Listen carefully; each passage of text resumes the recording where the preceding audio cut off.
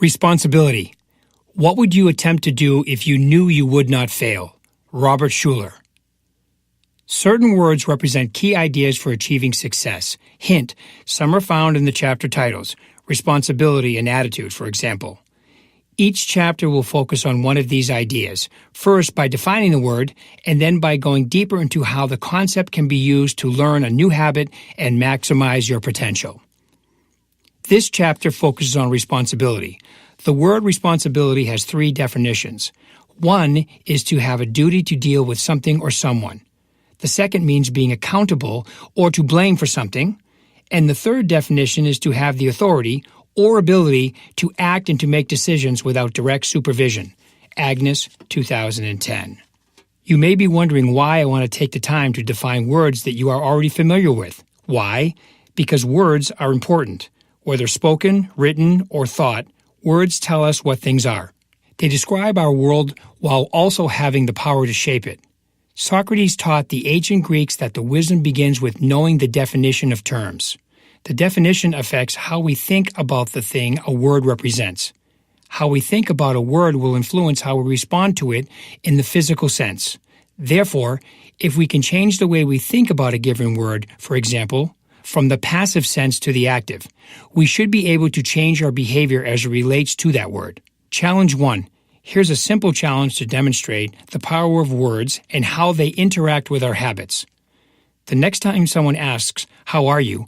respond with a confident, powerful voice, "I'm terrific." You will probably feel a physical reaction.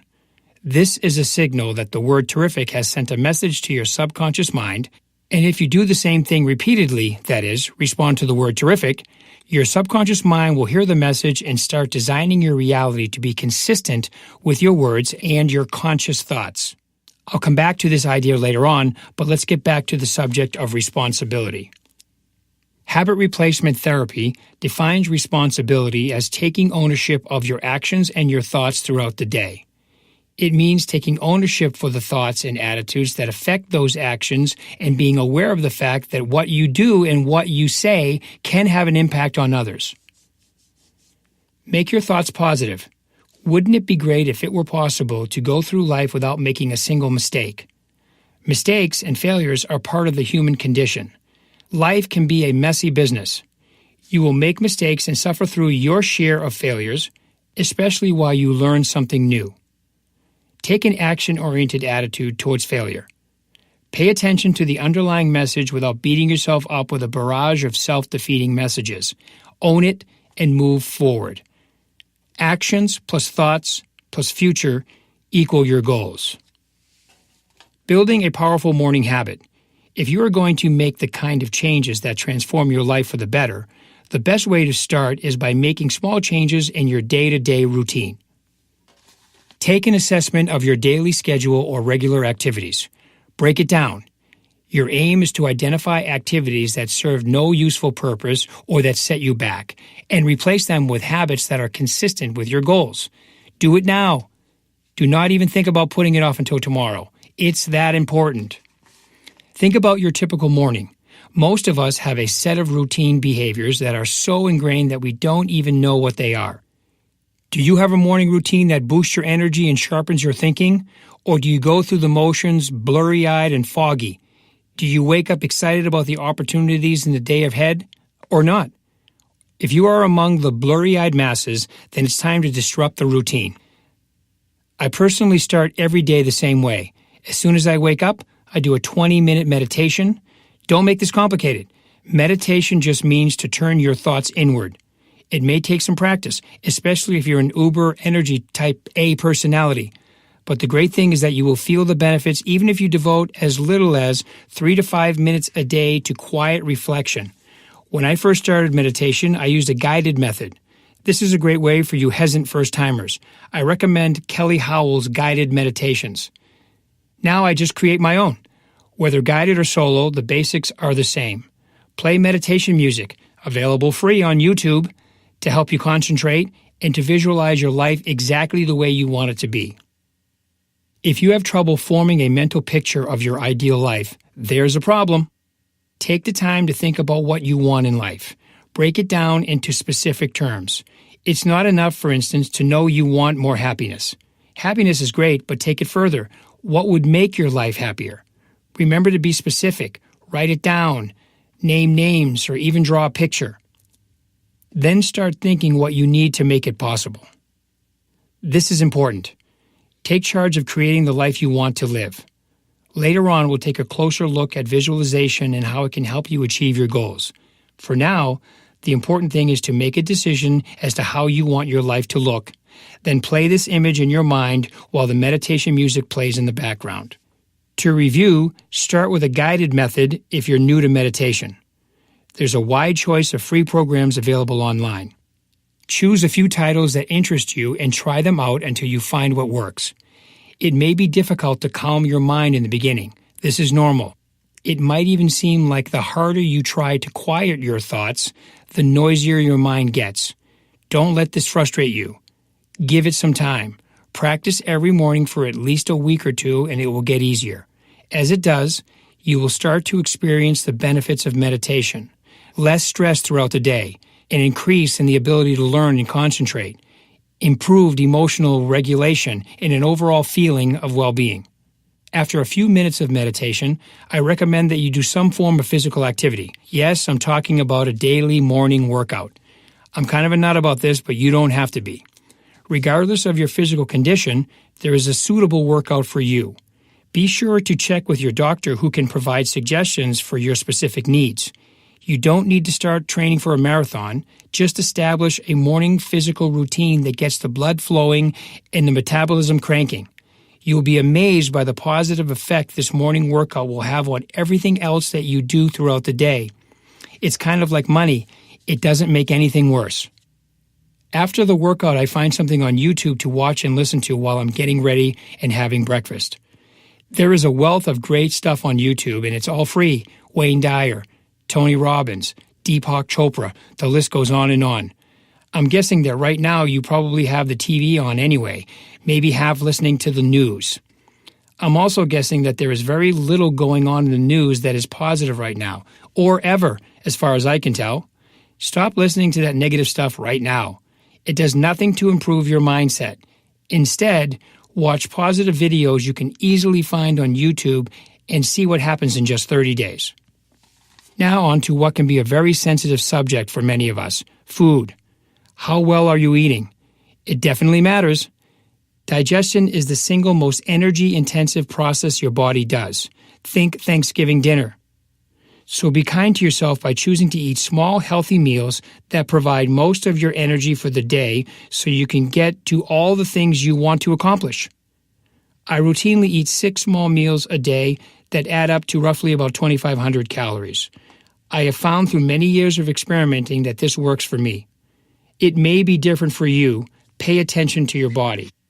It will help you out if you are listening and if you are being honest with yourself. I know. It probably sounds like I'm telling you that all of this is so easy, that the only thing you have to change is one thing. Sure, the one thing happens to be everything. It might very well be everything, but it sure doesn't have to happen overnight. Heck, it can happen overnight. I'll be the first to admit that some of these changes are pretty hard to do. It is, but the payoff is huge. Start slow, keep it simple, and don't allow discouragement or frustration to get in your way. This is your life. I remember 6 years ago when I wanted to get into the shape I'm currently in. I figured out that it would take me about 12 to 18 months. Guess what? It actually took me more than 3 years. Did I feel discouraged on some days? You bet I did. Here's a thought. It takes work to make changes, to get up earlier, to work out every morning, to act and think in a positive way. Yet it also takes work to stay put where you currently are or to even go downhill, especially when you beat yourself up for it day after day after day. Get the point? You're going to do one of those 3 things anyway, so why not make a commitment now to begin the right work? Quit selling yourself short. There have been plenty of short sales in the housing market these past several years. Don't allow yourself to become one of them. It's time to write a new story. And once again, for those of you who might have forgotten, take it one day at a time. It takes daily effort to replace the old way of thinking with a new way of thinking. I've been there and I know there are rough days when the world appears to be pushing against you. On those days when things get tough, your inner chatter can turn ugly and fearful. Fear is a devastating force that works against your efforts to build a new life. It can lead you to question yourself. What if I get there and I don't like it? What if I fail altogether? What if I need help? What will I do then? These are all natural concerns, but if left unchecked, they will keep you from making sound decisions and moving forward. There is only one thing more powerful than fear, and that is the belief in oneself.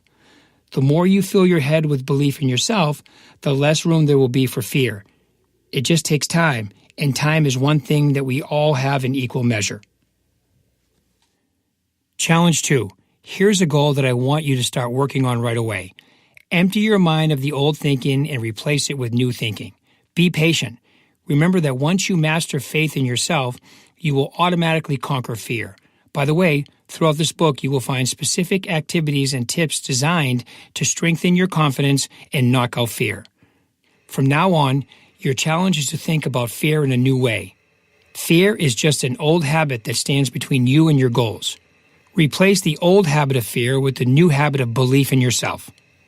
Stop holding yourself back. You are where you are today because of what you've been thinking and doing for a long time. If you are not satisfied with where you are, change it. People do have the ability to change. Remember, we are incredibly good at it. So good, in fact, that our ability to change and adapt has been the driving force in our success as a species. Diamond, 2006. It does take some courage and measure of risk, but when you recognize this and start taking steps towards a new way of thinking and a new way of acting, your goals will be easier to achieve. Don't forget, it took time to get you where you are today. It's going to take time to make changes. Overcoming a bad habit is really all about a single 24-hour period. Take it one day at a time. This is your responsibility, your daily target, to maximize one 24-hour period at a time. When you've made it through the first 30-day cycle, you will see noticeable changes. After 90 days, it gets even easier and those changes really start to pay off. Directing your energy at incremental steps, such as taking things one day at a time, will help you stay focused on the daily process instead of worrying about the final result. Success is the natural outcome as each day's process builds on the day before, every action building on the previous action. The first habit you work on is the most difficult one to achieve. The second habit a little easier than the first, and so on. Your ego will tell you that all this new activity is going to hurt. It's going to hurt for a long time. Your ego is like that pushy telemarketer who won't stop trying to convince you that you don't need to change. You're fine just the way you are. Understand that that's the ego's job. Ignore it. Look, you would not be reading this book if you didn't want to make at least some changes. Accept the fact that it's going to take some time to work and that it's going to be a challenge. There will come a time or two when you want to quit altogether. Sure, it would be easier to keep on doing the same thing every day in the same way that you've been doing them. But the reward and ultimately your life are worth taking responsibility and doing what it takes to change. It's your choice whether to stay the same or to make progress. I guarantee that when you make a commitment to a new life, a new way of thinking, a new plan for daily action, by the end of the day, even if you feel more exhausted than you have ever felt in your life, you will never have felt better. Inside the acorn lives the potential for the mighty oak. Are your thoughts working for or against you? If you were to continue with your current self-talk, would you be able to achieve your goals? Responsibility means that you are in charge of your thoughts, just as you are in charge of your actions. You control whether your thoughts and actions result in a daily sentence of punishment or instead having them be a gift that you give to yourself. Here's another way of looking at it. Would you talk to your spouse, your kids, or your friends the same way you talk to yourself?